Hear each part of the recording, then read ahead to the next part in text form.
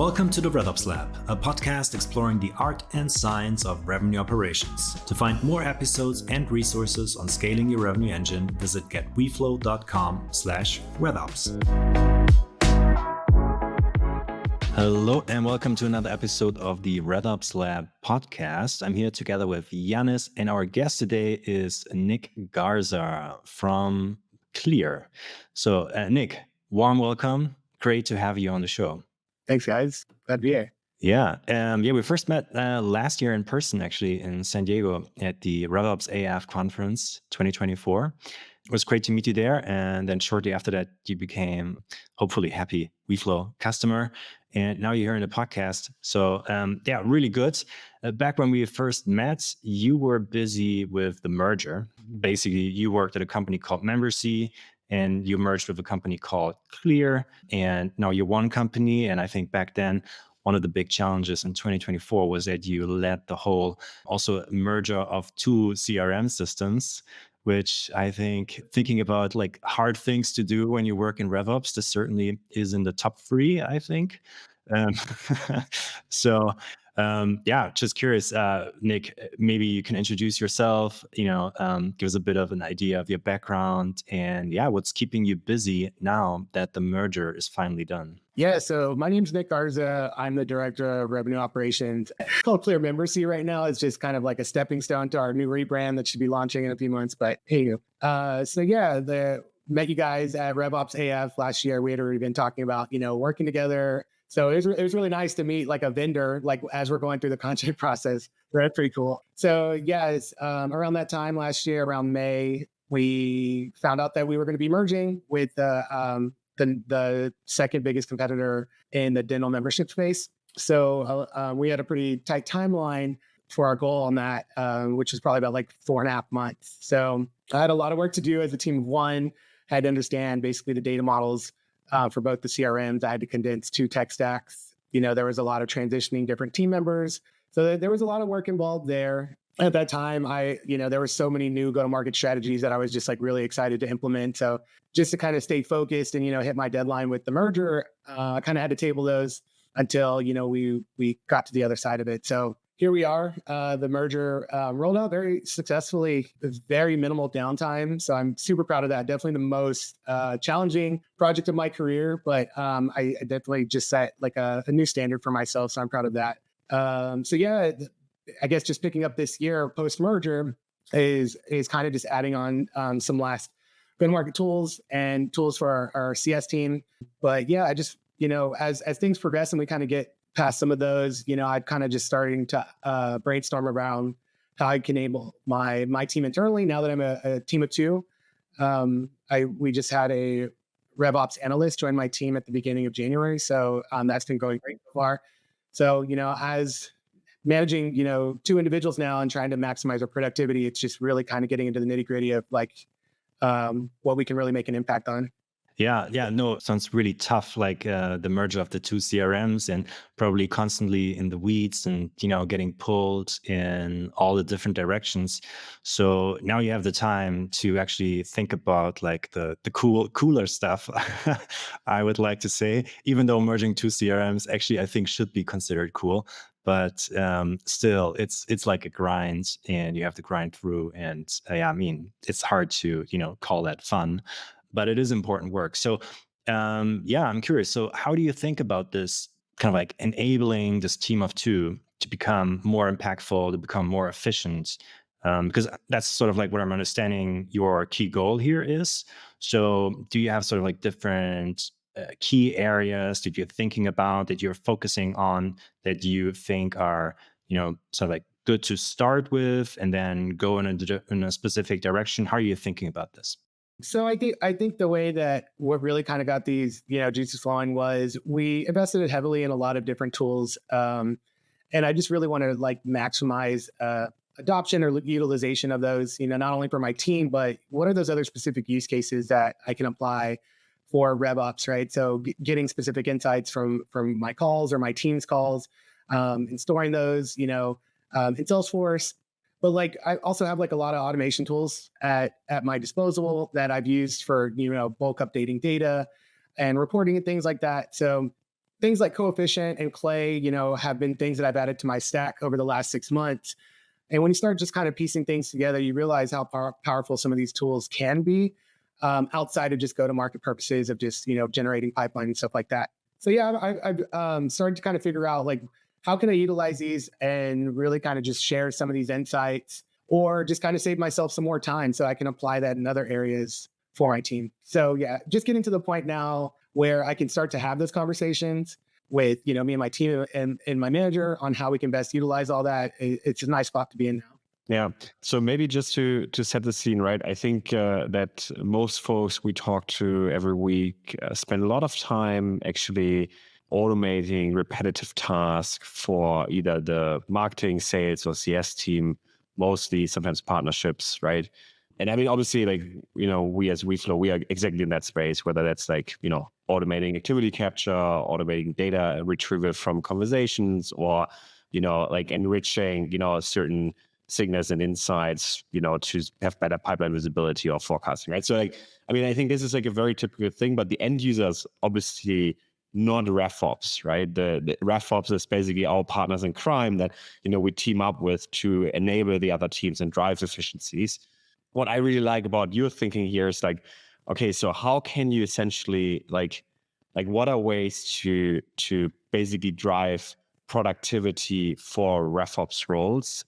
And I think you had like three very specific in mind, right? So maybe we can go through them one by one and just, you share a bit of what you're thinking of, because I think this can be very interesting for many folks. I mean, I think the other common theme is, right, like since a few years, everybody has to do a lot more with less, like teams are often, very small, and the load of work is very broad. Stakeholders are very demanding, and there's a lot of firefighting happening.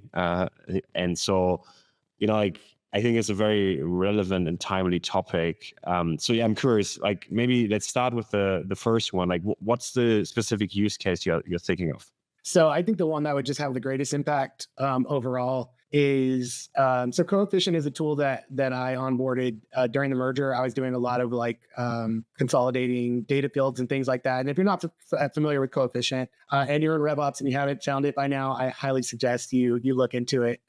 It's a huge time saver. But essentially, you can pull from different data sources right into just Google Sheets or Excel. You can just make any like bulk changes, and you can export it back into whatever systems you need to. But there's a lot of different features out that are baked into it as well. It has some like GPTs where you can just kind of run some information through, LLMs on there. But I do think, and there's also like Slack alerts. You can automate reports into different channels. But I think where I want to kind of just push the limit on that is you can set these schedules for like, you have maybe, this is my closed won pipeline for this month. Here's a report on my closed loss reasons for this month. Here's a report on opportunities created this. And those are just very specific, like sales specific reports. But you can automate all those and you can send them into a folder and on whatever cadence you want. So where anybody can just take those and run a manual analysis, you can go dump those into ChatGPT yourself and just have that, get those insights and share in a Slack channel all you want. But I'd like to just, take it even further than that. Like I want on a monthly basis and a quarterly basis to automate QBRs is to put that data in a folder, then have a GBT look at the entire folder, basically prompt it to look at all the different reports and what the output is. So just kind of like a predictive or like a proactive advisory AI agent, right? That can just really give more direction on where you should focus for that next quarter.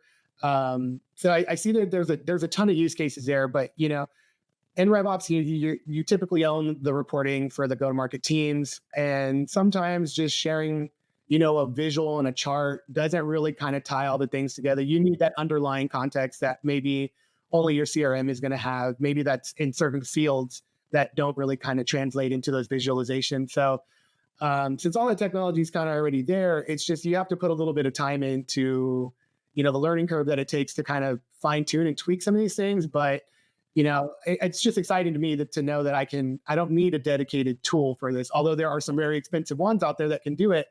I always kind of treat the company's money like it's my own and figure out, how I can get the best bang for my buck. So I I think that's going to be the best way just to up leadership, to just provide some more directionality there, but also just overall visibility into what my department is really kind of focusing on, and all that, all those efforts that we make for the sales team to automate things, they help that data hygiene, just overall those data governance processes. And so once you extract good data out of that, like all you need to do is just get some additional context. And I really think once you tie that all together, it can be super powerful. Yeah, it's so funny you say this because I mean I think we talked about it in the past, but right, like many times the, let's say, shards that come out are not the fundamental problem, right? This is kind of a solved problem. The problem is more the underlying data source. So assume you fixed all the pipes, right?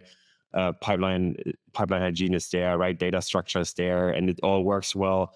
You would basically, use Coefficient as a almost like a data warehouse, BI analyzation tool, right, to automate reporting.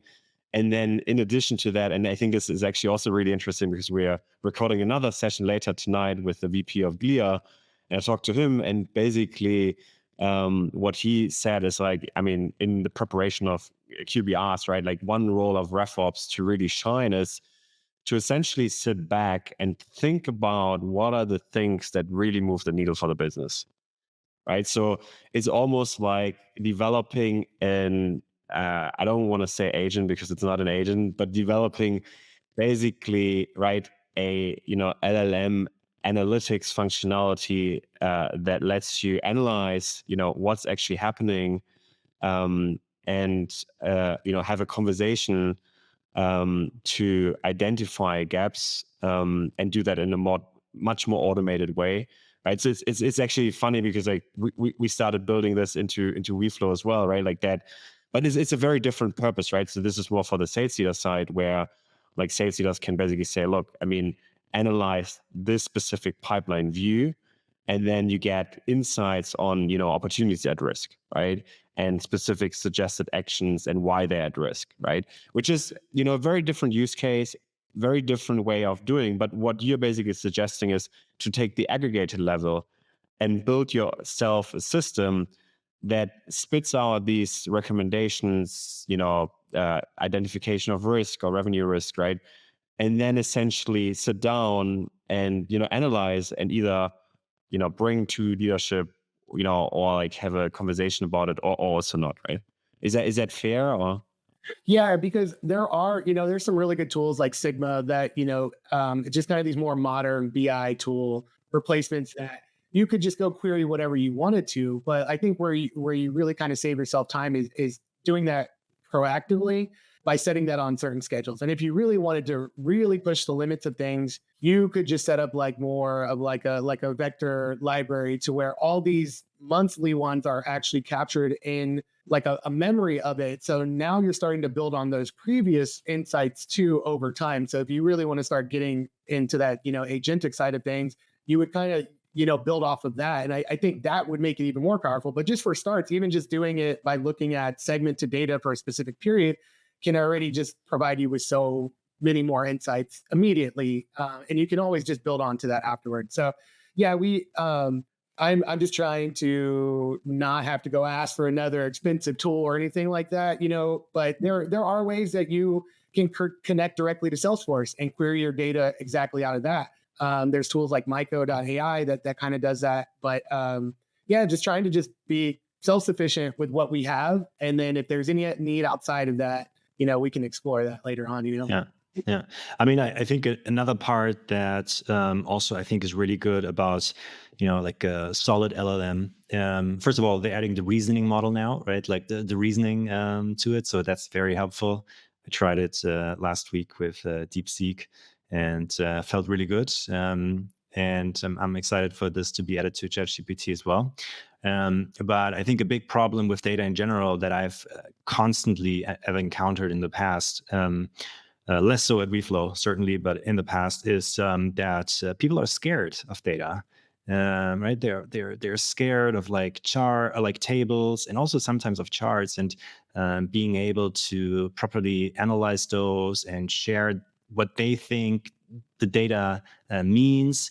And here, I think LLMs can help a lot when they're accurate, and I think they mostly are nowadays. Then you really have like a partner in crime that can help you kind of like give you a solid written explanation of what like those 10,000 rows of data actually mean. And that is something that makes it suddenly tangible. It's similar to Yanis's point. Like the problem is not to create a chart. The problem is to create the underlying data. And this is essentially what this is doing then, right? It gives you like a solid explanation that you can understand. And if you don't get it, then ask it to explain it like you're 5 years old. And then, and not trying to talk down to anyone, right? Like I do this, right? So it's just helpful sometimes to get these different angles and get them presented to you. Are there, outside of analysis, is there like another automation or like approach that you're thinking about, like a different use case there? Yeah, I would say that one is just more for strategic gain, that first one. But I think when I look at my day to day and trying to maximize my output and productivity, it's like, where am I spending a lot of time that isn't necessarily tied to a specific tool? With all these, projects, rolling out new tools, having to keep everybody informed, updated to meet deadlines, and just and stay on track with things. There's a lot of communication involved, and I will say that when I got into RevOps, I think I was mostly drawn to seeing everything as like this was like a kind of like a puzzle for me. I've always just kind of generally liked things that made me think. So building out all these systems and the data pipelines and all that has always been fun to me. But as I've kind of moved into more of this director level role, and a lot more just leaders have joined our team, there's a lot more communication directly to the managers, other directors, to the end stakeholders, and then also just the leadership above. So, a lot of my day is kind of just doing this admin type of work, just setting these, updates via Slack or email alerts. And so I'm like, how can I get some more of that time back? So, I for a while now, I've been using different like AI note takers connected to Notion, which is where I kind of just manage my own self projects. By pulling in those transcripts and being able to just auto process them, some AI summaries isn't anything new, but like taking the latest from a project and then automatically updating your overall project plan. So are there any new tasks or any new deadlines? Automatically. So with as many like updates are being had, like that's a lot of admin, work itself. So where I want to take that is I want to, use more of that kind of like a RAG system to where I'm saving all of my note meetings, but I'm also just telling this logic of the project plan to constantly like refine itself. So I can just kind of, and then also generating whatever sort of communications like, hey, once this new project plan gets updated, generate a new Slack alert and automatically send that to this channel. So just kind of trying to completely remove myself and away from all that to where I can just show up to the meeting with the agenda that my AI already prepares for me. So it's constantly updating. You know what I mean? And then just asking all the right questions, recording that, taking that transcript, and just kind of just feeding the loop. And so that's kind of where I'm at right now, which is kind of just building out what the structure of that looks like and seeing is Notion that tool, or do I just need to, do I need to go to Google Drive and store them all there and build it separately? So to me, I know if I can get at least, 5 to 10 hours back a week from all that work, you extrapolate that through the rest of the year. And that's a ton of time that I'm spending there. So, I mean, at this point, nothing is out of the picture. Like anything that I know that I'm putting a lot of time and effort in, I'm really asking myself, can I automate this? Yeah. And so far there's very few things that I'm not, I don't think there's any no's. I think it's just kind of like, I don't know if I've quite cracked how I would do that yet, but I already see you next time showing up as an avatar here in the Yeah. podcast. Yeah. Fed by all your conversations over the last 12 months, and then giving really precise and Hey, if I can collect a sophisticated paycheck answers. by just sending my AI to, to do my work for me and just, sit back, like maybe that's the end goal, right? But it's all fun stuff. I think I'm just constantly building on this skill set that I apply for my team. And I can repurpose it for myself. And so it just really makes me want to just keep learning and soaking it in. There's just so much exciting stuff coming out like every week. And I think this is sort of like the key thing now, right? With AI is I think people are starting like becoming willing to like experiment a lot more and put it out in the open. I feel like last year this was a bit more tainted as an overall topic. in that regard. And now I think it's just fine. People have accepted it. It's okay. You could just go ahead and do it. And people accept, that's like, it's not like crazy to do this stuff anymore. If you want to prepare interview questions or things like this, when you talk to candidates, yeah, sure. Like you can ask ChatGPT to come up with like 10 good questions, and those questions will be good, right? That's fair. I think like this is also something that, when you're new to like a higher role and in a hierarchy, like you're suddenly sucked up, oh, like not sucked up, but you're sucked into all these meetings. And it just takes up so much time, right? Communication suddenly takes up so much time, and it can be so draining. But then like you're still like this team of two, so you need to be operational efficient as well at the same time. And people still have all these expectations around your output. So yeah, I totally get where you're coming from. One thing that you focused here was the manager or leadership relationship.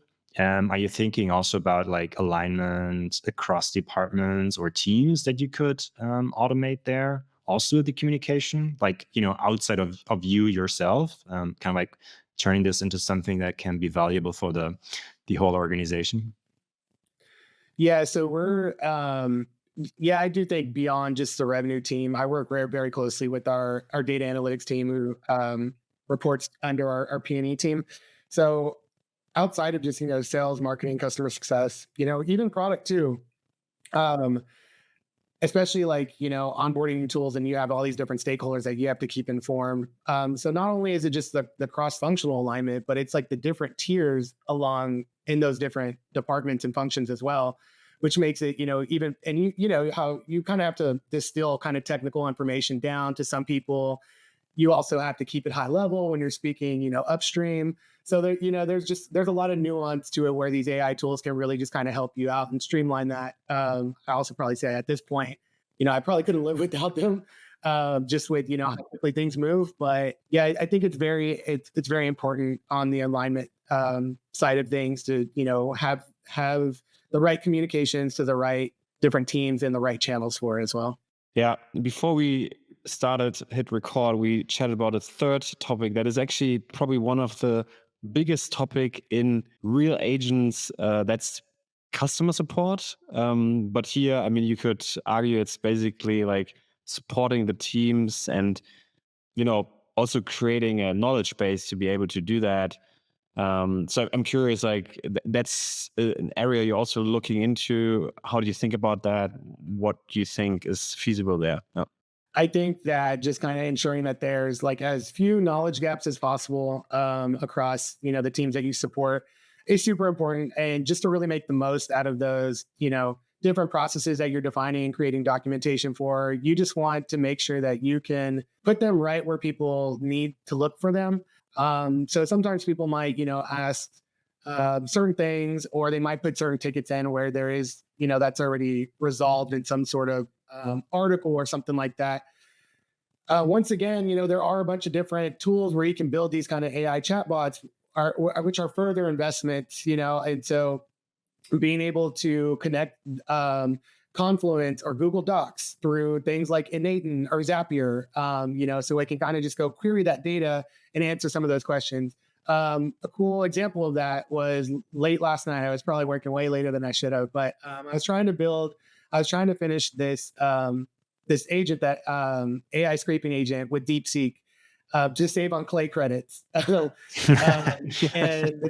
I got like to the very end of it, and there, like the webhook back was adding new data on a different row. So I went to the Clay channel in the Clay Slack under support, and I just asked the question. I was like, "Call Cinder right now. I'll check in the morning. I'll be good." Well, it queried that data and gave me like a very human response, exactly with instructions, the way that I needed. And so that's different from somebody just going and asking and then like chatting back with it. Like for it to respond with exactly what I needed, like I need to be able to provide that level of granularity to my teams at the end, and to do it in Slack in the support channel as well, So just see the value that I get from that. I would rather avoid going through an email ticket or having to call in, and it's just overall just more efficient. So it's implementing those beyond just kind of customer support, but just for overall just enablement, sharing knowledge, and also just to kind of protect your focus in RevOps. Sometimes there can just be so many distractions outside of just Slack alerts, people pinging you for all sorts of things. So it's like it's just another way that you can protect your focus. Yeah, yeah. I mean, one thing that would be, I mean, for sure, amazing, right? Like you can just, if the bot or like the chat would actually know, like, what kind of like level of hierarchy you have, what kind of like permissions and access you have to the different pieces of information stored in like, some secure backend or some database. And then, you can ask really kind of like any kind of question. How is this deal going? How far are we with like the preparation of the QBR and whatnot, right? And it would just basically know it, and it would solve a lot of like the kind of like annoying just updates communication that you constantly need to have. And I thought sort of like, this is what where you going with, right? Like all this like stuff that you have to do it, but it's, I mean, and it adds value, but only for one person, basically for them to catch up to what's going on, and not their fault, right? Like that they need to catch up, but it's not really helping you. It's not really moving anything forward. So yeah. Yeah. I think a cool use case, like just what you were talking about there, is we just signed with Attention, but basically just like a conversation intelligence tool for go-to-market teams. And they update Salesforce automatically after every call. So not having to, from a sales ops perspective, having to chase down your team to keep it updated, or just shutting it down with a bunch of validation rules. But aside from that, those insights that can come directly from those calls, and be able to like query that from like your implementation calls, your customer success calls, and all of that, I think just providing more of these kind of modern tools to your team will kind of reduce the overall hand raisers for just trying to chase down resources or insights. So it's just really, Yeah, 100%. I think, mean, leveraging that. I think this is a great example. As Attention is actually a happy competitor of us on the call recording side. And I mean, I think we see this all the time, right? You look through these Salesforce instances, the next step field might be populated, but as soon as you come to medpic, medic, spice, right, they're just most of the times empty. I mean, there's two sides to this, right? One side is you want the team to live by the methodology and really apply it in the conversations, right? Super important. And the best reps do this, and it really helps them close more deals, right? But the other side is you actually want to make sure that you take that data and actually, use it to inform deal insights, right? Mix it with your activity data, mix it with your contact or buying committee intelligence, right? Mix it with your, medic or medpic data you have in your CRM, and then holistically have that data lake so that you can let an AI make sense of it, right? On a deal level, on an aggregated pipeline level, on the forecast level. So this is what we obviously, live and breathe day in, day out. I think it's so important. And, I think this episode is a bit about like, okay, like dreaming a bit, how can you apply those use cases also for RevOps, right? To help, reduce noise, improve focus, reduce tasks that, can be automated. And I think that's a really good cause. And so, I mean, in sense of community, right? Like, this is, I think still, we're further along than last year, but I think in reality, all this isn't deployed widely, right? I think there's a lot of hype. I think the deployment phase comes now. And so, if anyone is excited about this topic, Nik, where can they find you? And, I know you're super busy, right? But, but I feel like this is a topic where probably, people want to chat with you. So yeah, curious where they can find you at. Yeah, you can find me on LinkedIn. It's Nicholas A. Garza.